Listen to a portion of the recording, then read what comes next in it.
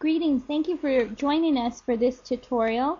Today we're going to be making one of my favorite bread recipes, and the reason it's one of my favorites is because you only need 7 ingredients, which I call the simple 7, and it doesn't require a lot of kneading, so the time goes by quickly and the end result is delicious. So in just a moment I'm going to have my daughter Marissa come join us, and we are going to make the easy twisty loaf.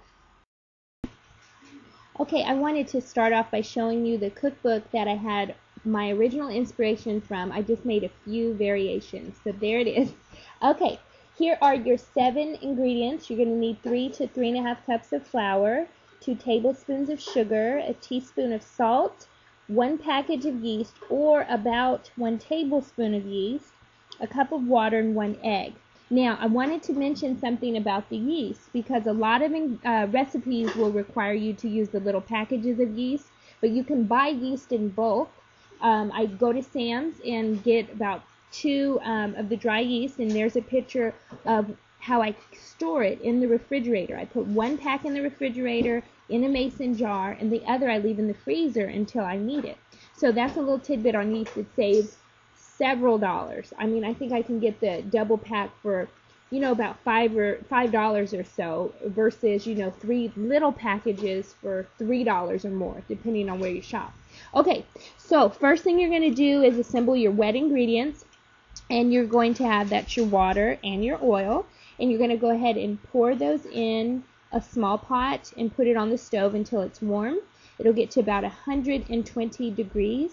But I usually use my fingertips and think of yeast and say, is this warm enough or will it burn, kill the yeast? So that's how I do mine. I don't use a thermometer. But anyway, okay, once you've done that, then you'll go ahead and start your dry ingredients. You're only going to use 1.5 cups of your flour, and then all the rest of the dry ingredients you can just pour in as you see Marissa doing. And then you will add your egg, and by that time it should be ready to add your water oil mix. And you see a little picture of that there. So you blend that up for 3 minutes. Okay, once that is blended, you are going to add up to 2 more cups of flour. Just kind of stir it by hand until it's well blended and it pulls away from the bowl. And there's a picture of that. Very, very easy. You may not need the full 2 cups, but between 1.5 to 2 cups. Okay. Once you've done that, you'll cover it up, as you see Marissa in that photo there. And you're going to let it set for 10 minutes. And then you'll notice it's going to rise slightly. Okay? At this point, you're going to flour your surface or countertop, sprinkle flour, dump out your dough, and begin kneading your dough between 20 and 30 times. If your dough's too sticky, just sprinkle a little more flour. Okay? Very easy. Okay, once you've done that, divide your dough in 3 parts. Then you will roll your dough out and make little logs, and sometimes they get fancy and start swinging it around, and we have fun, when we're doing dough.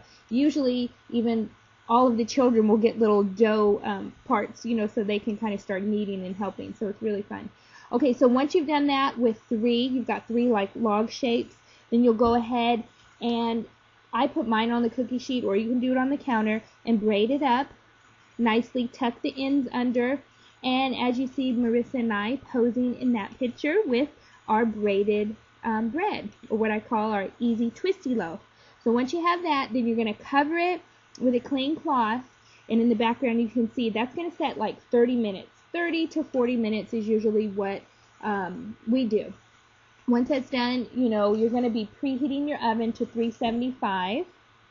Once the oven is heated and your 30 to 40 minutes have passed, go ahead and put your dough in the oven.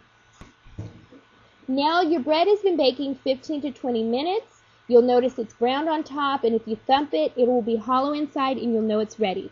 So that is all there is to it, to an easy twisty loaf. Another way you can enjoy it as opposed to a side dish is, as you see in this picture, it makes a great sandwich.